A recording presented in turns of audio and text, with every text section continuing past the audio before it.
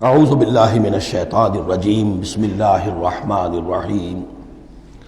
الیوم احل لکم الطیبات۔ یہ وہی انداز ہے کہ الیوم اکملت لکم دینکم واتممت علیکم نعمتی ورضیت لکم الاسلام دینا۔ آج کے دن تمہارے لیے تمام پاکیزہ چیزاں حلال کر دی گئیں، یعنی اگر اس سے پہلے کوئی مختلف مذاہب میں، یہود کی شریعت میں حضرت یعقوب علیہ السلام کی بات پسند و ناپسند جو ذاتی تھی اس کی بنا پر کوئی رکاوٹیں ہو گئی تھیں، یا یہ کہ مشرکانہ جو اوہام تھے ان کی وجہ سے تمہارے ذہنوں میں کچھ الجھنیں تھیں، آج ان سب کو صاف کیا جا رہا ہے۔ الیوم احل لکم الطیبات، تمام صاف ستھری پاکیزہ چیزاں تمہارے لیے حلال ہیں۔ وطعام الذین اوتوا الکتاب حل لکم، اور ان لوگوں کا کھانا بھی کہ جنہیں کتاب دی گئی تھی تمہارے لیے حلال ہے۔ لیکن اس میں ظاہر ہونا چاہیے کہ ان کا کھانا کہ جو ظاہر بات ہے کہ اگر عیسائی سور کھا رہا ہوگا تو وہ ہمارے لیے حلال نہیں ہوگا، مطلب یہ کہ ان کا گوشت ذبح کیا ہوا اگر ہو حلال جانور کا تو وہ ہم کھا سکتے ہیں، جانور حلال ہو، اور نمبر دو کہ اسے ذبح کیا گیا ہو۔ وطعامکم حل لہم، اسی طرح تمہارا کھانا بھی ان کے لیے حلال ہے۔ والمحصنات من المؤمنات، اور تمہارے لیے شادی کرنا بھی حلال ہے ان سے بھی کہ جو خاندانی خواتین ہوں اہل ایمان میں سے۔ والمحصنات من الذین اوتوا الکتاب من قبلکم، اور خاندانی خواتین ان لوگوں کی کہ جنہیں کتاب دی گئی تھی تم سے پہلے، یعنی مسلمان مرد جو ہے عیسائی اور یہودی خاتون سے شادی کر سکتا ہے۔ اذا آتیتموہن اجورہن، جب کہ تم انہیں ادا کر دو ان کے مہر۔ محسنین، نیت یہ ہو کہ انہیں گھر میں بسانا ہے، مستقل ایک خاندان کا ادارہ وجود میں لانا ہے۔ غیر مسافحین، صرف شہوت رانی کے لیے نہیں، صرف مستی نکالنے کے لیے نہیں۔ ولا متخذی اخدان، اور نہ ہی کوئی چھپی دوستی یاریاں بنانے کے لیے، کھلم کھلا نکاح ہو، ایک مسلمان مرد کسی عیسائی عورت سے، کسی یہودی عورت سے نکاح کر سکتا ہے۔ اس کے ضمن میں آج کل بہت سے اشکالات ہیں لوگوں کو، تو اس کے ضمن میں وضاحت کیے دیتا ہوں کہ جہاں تک تو شریعت کا اصل حکم ہے وہ تو یہ ہے، اور چونکہ شریعت محمد رسول اللہ پر پوری ہو چکی ہے، اب اس میں کوئی تغیر و تبدل نہیں ہو سکتا، لہذا اس کو منسوخ ہم نہیں کر سکتے۔ یہ تو قانون جو ہے قائم رہے گا، اور یہ اس کا جواز جو ہے، یہ اس کا جو کچھ لوگوں کو اس کے خلاف جو مصلحتیں نظر آتی ہیں وہ اپنی جگہ پر صحیح ہیں، لیکن اس کے باوجود قانون کو بدلا نہیں جا سکتا۔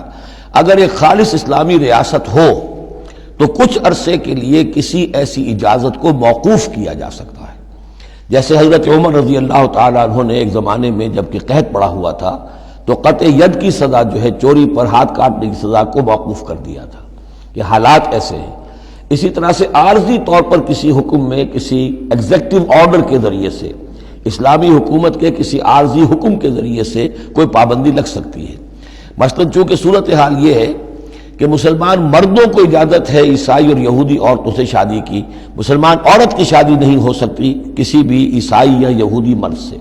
اب اس کی کیا علت ہے کہ عام طور پر سمجھا یہی جاتا ہے کہ مرد غالب ہوتا ہے،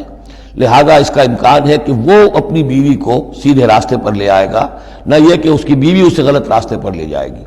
دوسرے یہ کہ اس زمانے میں اولاد ہوتی تھی مرد کی، تو گویا کہ ثابت تھا کہ جو اولاد ہوگی وہ ماں پر نہیں ہوگی، عیسائی نہیں ہوگی، یہودی نہیں ہوگی، بلکہ وہ مسلمان ہوگی۔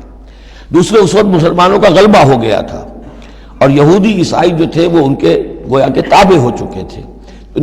نفسیاتی اعتبار سے یہ دونوں صورتیں اس وقت بدل چکی ہیں۔ آج مسلمان مغلوب ہیں، یہودی عیسائی جو ہیں ان کا پلڑا بھاری ہے دنیا کی سیاست میں اور دنیا کے معاملات میں۔ ویسے بھی مرد جو ہیں وہ کمزور ہو چکے ہیں اور عورتوں کا غلبہ ہے۔ اس حوالے سے مناسب یہی ہے کہ یہ شادیاں نہ ہوں، لیکن حرام ان کو ہم نہیں کہہ سکتے۔ البتہ کوئی اگر اسلامی ریاست کہیں قائم ہو جائے تو پھر وہ وقتی طور پر، جب تک کہ حالات میں کوئی اور تبدیلی نہ ہو جائے، مصلحتوں کے پیش نظر اس اجازت کو عارضی طور پر منسوخ کر سکتی ہے۔ وَمَن يَكْفُرْ بِالْإِيمَانِ فَقَدْ حَبِطَ عَمَلُهُ، تو جس شخص نے ایمان کے ساتھ کفر کیا اس کے تمام اعمال حبط ہو گئے۔ اب اس میں اشارہ اہل کتاب کی طرف بھی ہو سکتا ہے کہ پہلے وہ صاحب ایمان تھے، جب تک محمد الرسول اللہ تشریف نہیں لائے، جو حضرت عیسیٰ کو مانتا تھا وہ مومن تھا، جو حضرت موسیٰ کو مانتا تھا مومن تھا، لیکن یہ کہ اب اگر وہ نہیں مان رہے تو گویا کہ وہ کفر کر رہے ہیں۔ اور دوسری یہ کہ کوئی شخص ایمان کا مدعی ہو کر ایسی حرکتیں کرے کہ جو کہ کافرانہ ہے، تو اس کے تمام اعمال حبط ہو جائیں گے، وَهُوَ فِي الْآخِرَةِ مِنَ الْخَاسِرِينَ، اور آخرت میں وہ ہوگا بڑے خسارہ پانے والوں میں۔ یا ایھا الذین آمنوا اذا قمتم الی الصلاۃ، اہل ایمان جب تم کھڑے ہو، ارادہ کرو، قصد کرو نماز کا، فاغسلوا وجوہکم وایدیکم الی المرافق، تو دھو لیا کرو اپنے چہرے بھی اور اپنے دونوں ہاتھ بھی کہنیوں تک، وامسحوا برؤوسکم، اور اپنے سروں پر مسح کر لیا کرو، وارجلکم، اور دھو لیا کرو اپنے پاؤں کو بھی الی الکعبین، ٹخنوں تک۔ یہ ارجلکم اور ارجلکم دونوں قرأتیں ہمارے ہاں بھی ہیں، مستند قرأتوں میں ہیں۔ اہل تشیع جو ہے ویسے اس کو مستقل ارجلکم پڑھتے ہیں،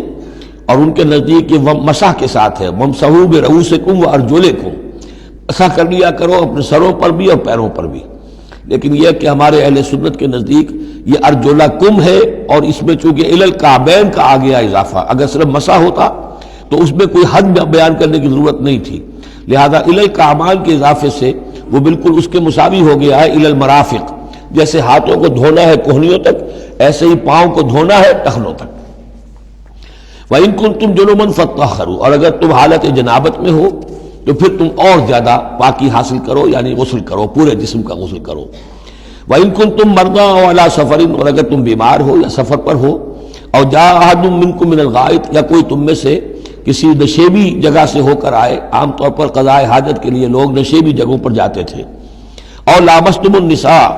یا تم نے عورتوں سے مقاربت کی ہو، فلم تجدوا ماء، اور تم نہ پاؤ پانی، فتیمموا صعیدا طیبا، تو ارادہ کرو پاک مٹی کا، فامسحوا بوجوہکم وایدیکم منہ، تو اس سے اپنے چہروں اور ہاتھوں کو مل لو۔ ما یرید اللہ لیجعل علیکم من حرج، اللہ یہ نہیں چاہتا کہ تم پر کوئی تنگی کرے، پانی نہیں ہے تو مٹی سے، ولکن یرید لیطہرکم، لیکن یہ ضرور چاہتا ہے کہ وہ تمہیں پاک کرے، ولیتم نعمتہ علیکم، اور تم پر اپنی نعمت کا اتمام فرمائے، لعلکم تشکرون، تاکہ تم شکر کا حق ادا کر سکو۔ صدق اللہ العظیم۔